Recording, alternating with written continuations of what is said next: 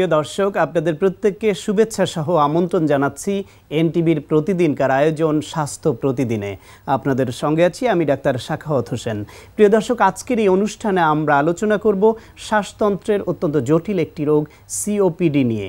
এ বিষয়ে কথা বলবার জন্য আমাদের সঙ্গে স্টুডিওতে উপস্থিত আছেন দেশের খ্যাতনামা বক্ষব্যাধি বিশেষজ্ঞ MH Samorita medical college and হসপিটালের রেসপিরেটরি মেডিসিন বিভাগের বিভাগীয় প্রধান অধ্যাপক ডক্টর ইকবাল হাসান মাহমুদ। চলুন কথা বলি বিস্তারিত ও প্রয়োজনীয় পরামর্শগুলো জেনে নেই স্যারের কাছ থেকে। স্যার, আপনাকে আমন্ত্রণ। আপনাকে অনেক অনেক ধন্যবাদ ডক্টর সাখাওয়াত। স্যার, সিওপিডি চিকিৎসক হিসেবে আমরা সংক্ষেপে বলে থাকি, যদিও এর নামেই রোগটি এখন পরিচিত হয়ে গেছে, তারপরে এর মানেটা কি যদি একটু বুঝিয়ে বলেন। সিওপিডিটা একটা অ্যাব্রিভিয়েশন, পুরোটা হচ্ছে ক্রনিক অবস্ট্রাকটিভ পালমোনারি ডিজিজ। আমরা যেটাকে আগে ক্রনিক মানে দীর্ঘমেয়াদী হবে। হ্যাঁ, আমি একটু ডেফিনিশনটা বলছি। আগে ক্রনিক ব্রঙ্কাইটিস উইথ এমফাইসিমা যেটা আমরা আগে পড়তাম, এখন সেটাকে আর বলা হয় না, এটাকে একসঙ্গে বলা হচ্ছে সিওপিডি বা ক্রনিক অবস্ট্রাকটিভ পালমোনারি ডিজিজ। এটা হচ্ছে যে শ্বাসতন্ত্রের একটি সমস্যা, যেখানে শ্বাস ফেলতে কষ্ট হয় এবং এটাকে রিভার্স করা যায় না। কেন বললাম রিভার্স করা যায় না? যেমন অ্যাজমা বা হাঁপানি একজন রোগী, সে কিন্তু ওষুধ খেলে আবার আগের মতো হয়ে যায়, শ্বাসকষ্টবিহীন হয়ে যায়। কিন্তু এই সিওপিডিতে আক্রান্ত রোগী কিন্তু দেখা যাচ্ছে যে সে শ্বাসকষ্টে ভুগতে এটার ভালো হয় না। ইট ইস এ প্রোগ্রেসিভ ডিজিজ, আস্তে আস্তে খারাপের দিকে চলে যায়। আমরা মেডিসিনে পড়েছি textbook, Cecil Loeb textbook medicine, এখন লেখা আছে যে মার্চিং টুয়ার্ডস গ্রেভ, আস্তে আস্তে কবরের দিকে হাঁটছে। সমগ্র বিশ্বে মৃত্যুহারের অন্যতম কারণ হচ্ছে এই সিওপিডি। 1990 সালের হিসাব মতে এর অবস্থান ছিল 6ষ্ঠতম এবং আশঙ্কা করা যাচ্ছে যে 2020 সালে এর অবস্থান এসে দাঁড়াবে 3য়তে। তাহলে চিন্তা করেন কত ভয়ঙ্কর একটা সমস্যা। এবং সিওপিডি একটা জটিল রোগ, যেটা জিনগত, পরিবেশগত, আচরণগত, এবং এটা অনেক বড় বলতে হবে যদি আলাদা করে বলি।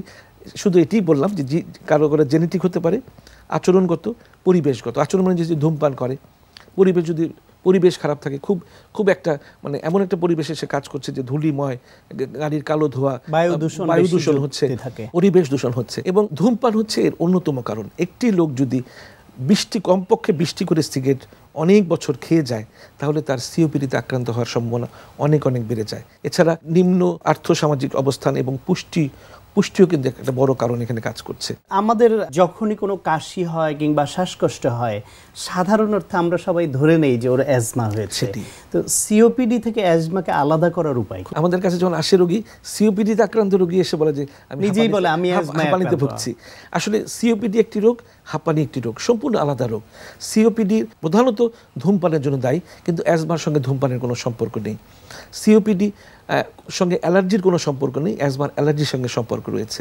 সিওপিডি মধ্য বয়সে একটা রোগ, মধ্য বয়সে এটা দৃশ্যমান হয়, কিন্তু অ্যাজমা যে কোনো সময়, যে কোনো মানুষের যে কোনো বয়সে হতে পারে। আর ইনহেলার দিলে বা সালবিউটামল ওষুধ খেলে বা সিরাপ খেলে, ট্যাবলেট খেলে, ইনহেলার নিলে সে ভালো হয়ে যায়, কিন্তু সিওপিডি রোগী ভালো হয় না। এবং এখানে বংশগত ধারার খুব একটা ইতিহাস থাকছে না সিওপিডিতে, যেটা অ্যাজমাতে থাকছে। এগুলো হচ্ছে পার্থক্য, এবং এর চিকিৎসাও সম্পূর্ণ ভিন্ন। কিন্তু চিকিৎসা সম্পূর্ণ ভিন্ন এই জন্য বলি যে আমরা স্টেরয়েডে খুব একটা ভালো কাজ করে না, যেটা হাঁপানিতে করে। এখানে আমরা সাধারণত সালবিউটামল ইনহেলার ইউজ করি, এবং বেশিরভাগ ক্ষেত্রে কোলিন বিরোধী যে ইনহেলার ইপ্রাট্রোপিয়াম ব্রোমাইড, এগুলি অনেক ধরন এসে গেছে, সেগুলি ইউজ করি। এছাড়া লামা আছে, অনেক বড় চিকিৎসক হিসেবে আপনারা অ্যাপ্রোপ্রিয়েট ওষুধ দেবেন। অন্য ধরনের চিকিৎসার ধরনটা, কারণ সবকিছু ভিন্ন, কিন্তু রোগী শ্বাসকষ্টে ভুগছে, এবং এত শ্বাসকষ্ট যে একটু টয়লেটে যাবে সেটাও পারছে না। আমরা বলি যে রেসপিরেটরি ক্রিপল, একদম একটা হয়ে গেছে লোকটা, কোনো কাজ করছে না। এতে করে আমাদের জাতীয় ক্ষতি, রাষ্ট্রীয় ক্ষতি হচ্ছে, এবং আমরা চাই না যে একটি মানুষ সিওপিডিতে পরিণত হোক, কারণ সেটা কিন্তু তার হাতে নির্ভর করে। আমি ধূমপান করব না, আমি সিওপিডিতে আক্রান্ত হব না, যদি আমার সুন্দর পরিবেশে আমি বাস করি। আপনি বলছিলেন যে সিওপিডি একবার হলে আমৃত্যু বহন করতে হয়, অর্থাৎ কবরে যাওয়ার আগ পর্যন্ত তাকে এই রোগটি বহন করতে হয়। তাহলে এ থেকে বাঁচার উপায় কি? পরিপূর্ণভাবে আরোগ্য লাভ হয়তো আমরা করব না, কিন্তু আমাদের তো সুস্থ জীবনযাপন করতে হবে। আমরা সেটা কিভাবে? কোয়ালিটি অফ লাইফকে তো বাড়াতে হবে। সেজন্য আমরা করি কি, যে বলি যে যখনই আমরা বলি যে ধূমপান বন্ধ করে দেন, বন্ধটা যা খেয়েছেন করে দেন, তাতে কিছুটা হলে উপকার হবে। এক নম্বর কথা।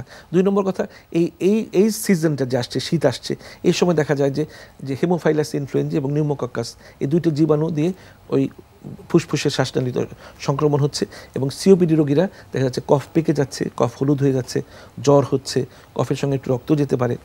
তো আমরা ভ্যাকসিন এখন বাংলাদেশের বাজারেও আছে, যেটা আগে বিদেশ থেকে আনিয়ে আমরা ব্যবহার করতাম, যে নিউমোকক্কাসের এগেইনস্টে একটা ভ্যাকসিন 3 বছর পর নিতে হয় এবং ইনফ্লুয়েঞ্জা ভ্যাকসিন প্রতি বছর একটা করে নিতে হয়। তাহলে অ্যাকিউট এক্সাজারবেশনগুলো হবে না তার।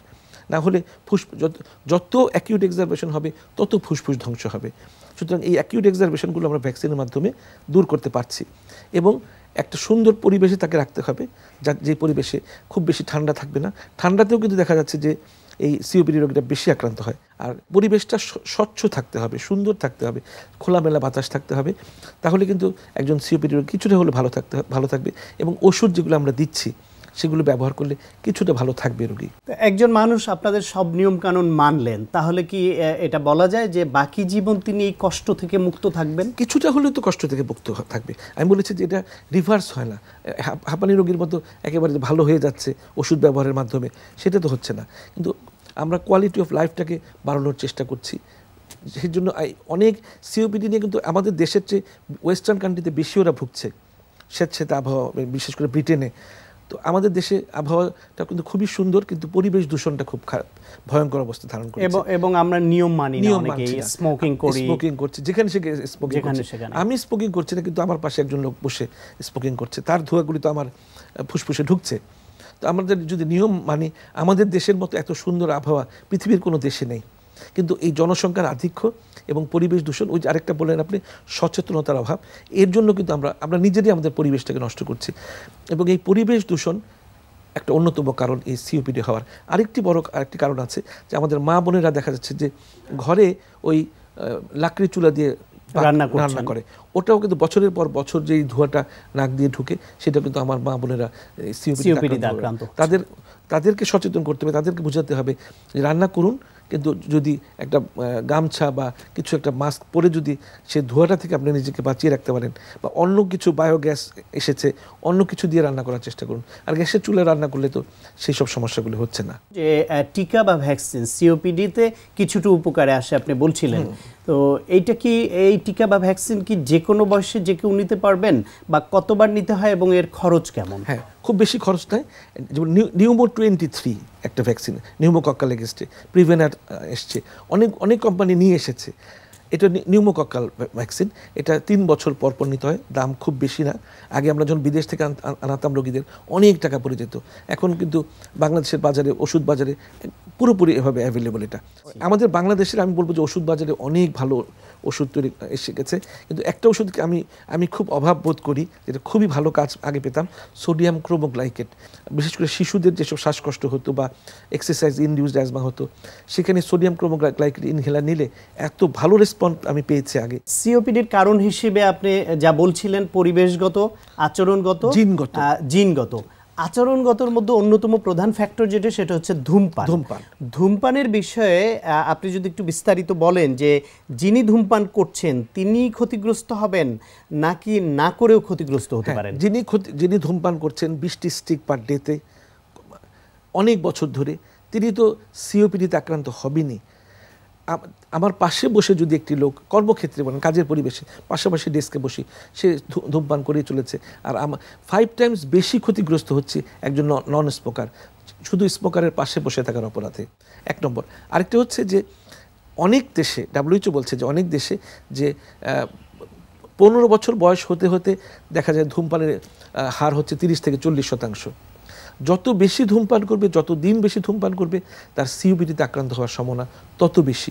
এবং মহিলারাও আজকাল দেখা যাচ্ছে যে সিওপিডিতে আক্রান্ত হচ্ছে শুধু ধূমপান করার জন্য।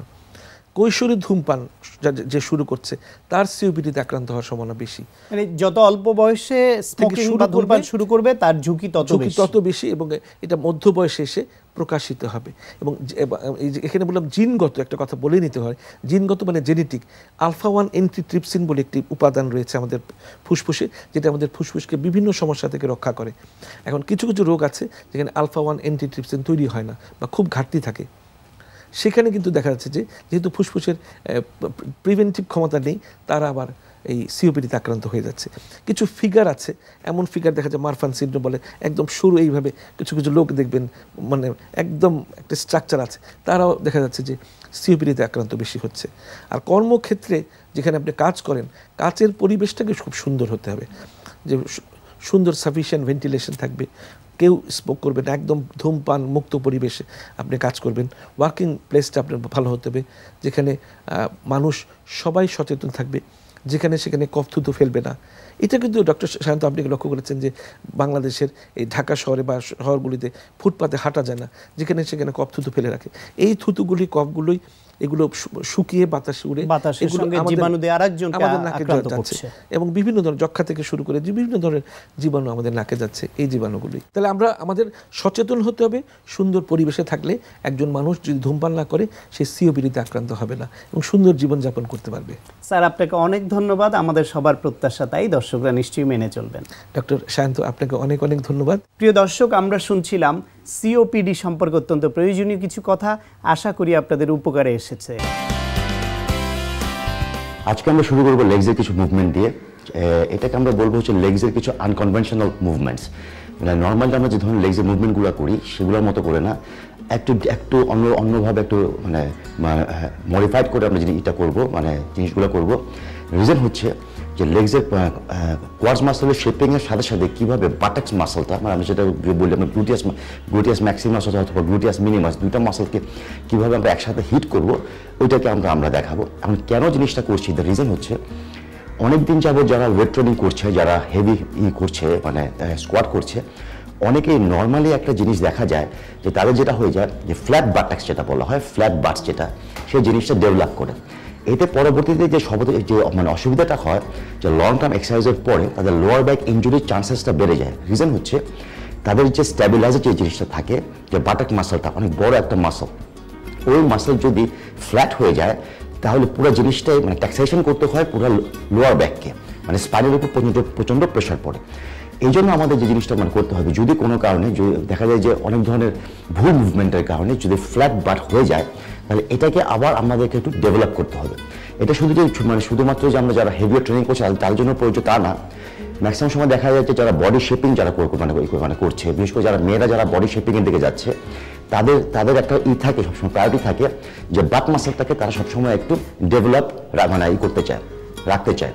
তো এই জন্য আমরা দেখাবো যে কীভাবে ওই জায়গাটাকে ফোকাস করে একই সাথে লেগসের মাসলগুলোকে ডেভেলপ করা যায়। এখন দেখুন আমরা মুভমেন্টটা কীভাবে করছি। ওকে, ভালো, রেডি?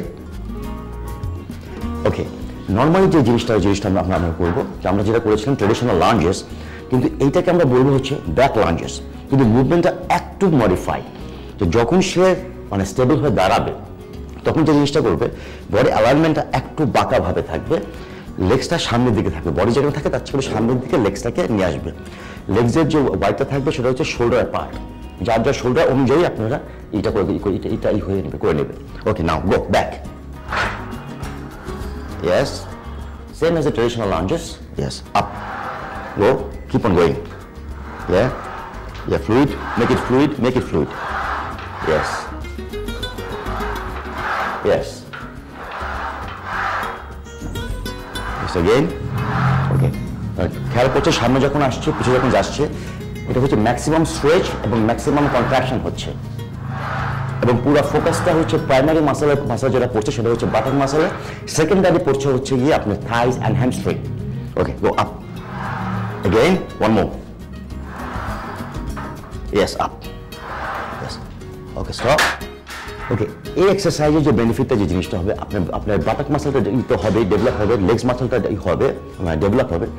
যাদের লোয়ার ব্যাক কোনো ইনজুরি আছে, যারা লাঞ্জেস করতে পারছেন না, কারণ করতে গেলে দেখা যায় বডিটা সামনের দিকে মানে ঝুঁকে যাচ্ছে, যার কারণে দেখা যায় লোয়ার ব্যাক স্ট্রেটটা পড়ছে, তারা যদি এই মুভমেন্টে স্লিপ মেশিনের মাধ্যমে যদি এক্সারসাইজটা করেন, তাহলে ওই ধরনের ইনজুরি হওয়ার কোনো চান্সেস থাকবে না।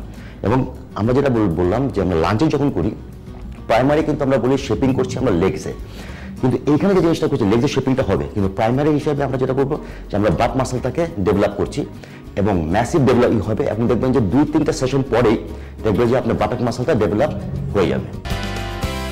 প্রিয় দর্শক, আমাদের আশেপাশে কেউ যদি হঠাৎ অজ্ঞান হয়ে পড়ে তখন চিকিৎসকের কাছে নেওয়ার আগে তাৎক্ষণিকভাবে কি করণীয়, চলুন সে বিষয়ে শুনি আজকের প্রাইমারি কেয়ার।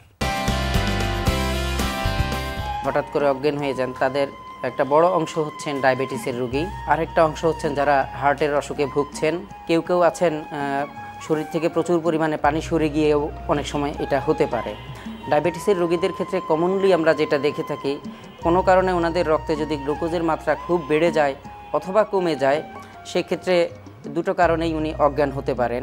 হার্টের রোগীদের ক্ষেত্রে হতে পারে যদি মায়োকার্ডিয়াল ইনফার্কশন আমরা যেটাকে মেডিকেলের ভাষায় বলে থাকি, এটা যদি কারো হয়ে থাকে উনি অজ্ঞান হয়ে যেতে পারেন। তবে এই রোগী সেক্ষেত্রে প্রচণ্ড বুকে ব্যথার কথা বলবেন আমাদেরকে। এছাড়া যাদের প্রচণ্ড প্রেশার আছে কিন্তু নিয়মিত ঔষধ খান না ওনারা, এইসব রোগীদের ক্ষেত্রে অনেক সময় স্ট্রোক হয়ে ব্রেইন আমাদের মাথায় রক্তক্ষরণ হয়ে এই রোগীরা অজ্ঞান হয়ে যেতে পারেন। বর্তমান আবহাওয়ায় যে পরিমাণে গরম, তাতে শরীর থেকে আমাদের প্রচুর পরিমাণে পানি বের হয়ে যাচ্ছে। এখন এইসব কারণে যদি সাধারণত রোগী অজ্ঞান হয়ে যায় তাহলে আমাদের কি করণীয়? এইসব রোগীর ক্ষেত্রে খুব প্রাথমিক পর্যায়ে দু একটা স্টেপ আমরা বাসায় নিতে পারি, পরবর্তী চিকিৎসাটুকু হসপিটালে করানোই বুদ্ধিমানের কাজ হবে। যদি আমাদের জানা থাকে যে রোগীর ডায়াবেটিস আছে তাহলে আমাদেরকে ধরে নিতেই হবে যে হয় রক্তের গ্লুকোজের পরিমাণ অনেক বেড়ে গিয়েছে অথবা কমে গিয়েছে। আমরা জানি যে রক্তের গ্লুকোজের পরিমাণ বেড়ে যাওয়ার থেকেও কমে যাওয়াটা হচ্ছে ভয়ঙ্কর ব্যাপার। যেহেতু আমরা বাসায় বুঝতে পারবো না বেড়ে গিয়েছে না কমে গিয়েছে, সুতরাং ইমিডিয়েটলি আমরা যেটা করব, এই রোগীকে আমরা অবশ্যই 1 গ্লাস গ্লুকোজ শরবত খাইয়ে দিব, দিয়ে সাথে সাথেই আমরা ওনাকে হসপিটালে শিফট করব। যদি আমাদের জানা থাকে যে রোগীর হার্টের সমস্যা আছে, সেক্ষেত্রে রোগী অজ্ঞান হওয়ার আগে বুকে ব্যথার কথা আমাদেরকে বলতে পারেন। এই ধরনের রোগীদেরকে বাসায় যদি নাইট্রোগ্লিসারিন ট্যাবলেট বা স্প্রে থাকে সাথে সাথেই আমরা দিব এবং ইমিডিয়েটলি হসপিটালে ট্রান্সফার করব। যদি রোগী প্রচণ্ড মাথা ব্যথা এবং সাথে সাথে অজ্ঞান হয়ে যাওয়ার কথা বলেন, এই রোগীর জন্য বেসিক্যালি আমাদের বাসায় খুব বেশি কিছু করার নাই, ওনাকে ইমিডিয়েটলি হসপিটালে শিফট করাটাই হচ্ছে শ্রেয়। আর প্রচণ্ড গরমের জন্য যদি আমাদের খুব সোয়েটিং বা ঘাম হয়ে প্রেশার কমে গিয়ে রোগী অজ্ঞান হয়ে যাওয়ার সম্ভাবনা থাকে, সেক্ষেত্রে এই ধরনের লক্ষণ যদি দেখা যায় যে রোগীর ঘন ঘন ঘাম হচ্ছে এবং রোগী আস্তে আস্তে ঝিমিয়ে যাচ্ছে, আমাদেরকে যতদূর বাসায় সম্ভব ওর স্যালাইন তৈরি করে এই রোগীকে খাওয়াতে হবে এবং হসপিটালে শিফট করে পরবর্তী চিকিৎসা নির্ধারণ করতে হবে। প্রিয় দর্শক, এখন আপনাদের জন্য রয়েছে স্বাস্থ্য প্রতিদিন আজকের হেলথ টিপস। তীব্র পেট ব্যথায় ডাক্তারের পরামর্শ ছাড়া ব্যথানাশক ঔষধ খাবেন না, এতে রোগ নির্ণয়ে ভুল হয়ে যেতে পারে। প্রিয় দর্শক, এই অনুষ্ঠান সম্পর্কে আপনাদের যে কোনো মতামত বা পরামর্শ থাকলে লিখে পাঠাতে পারেন এই ঠিকানায়। প্রযোজক স্বাস্থ্য প্রতিদিন, এনটিভি, বিএসসি ভবন, 7 তলা, 102 কাজী নজরুল ইসলাম এভিনিউ, কারওয়ান বাজার, ঢাকা 1215। ফ্যাক্স 914338 থেকে 7 পর্যন্ত, অথবা ইমেইল করুন স্বাস্থ্যপ্রতিদিন@ntvpt.com এই ঠিকানায়। প্রিয় দর্শক, স্বাস্থ্য প্রতিদিনের আগামী পর্বে আপনাদের জন্য যা রয়েছে, বিভিন্ন কারণে জ্বর হতে পারে, তার ভিতরে আমাদের শ্বাসকষ্টজনিত কারণ হতে পারে, ভাইরাল কোনো ইনফেকশন দিয়ে জ্বর হতে পারে, ব্যাকটেরিয়া জাতীয় কারণে জ্বর হতে পারে, অনেক সময় পেটের পীড়াজনিত ডায়রিয়ার কারণেও জ্বর হতে পারে।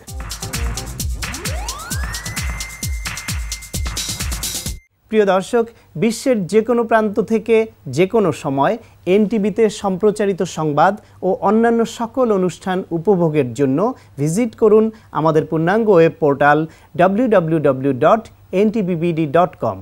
দর্শক, আজ এ পর্যন্তই। সবাই ভালো থাকুন, সুস্থ থাকুন এবং নিরাপদে থাকুন। দেখা হবে আগামীকাল ঠিক একই সময়ে নতুন কোনো অতিথি নিয়ে।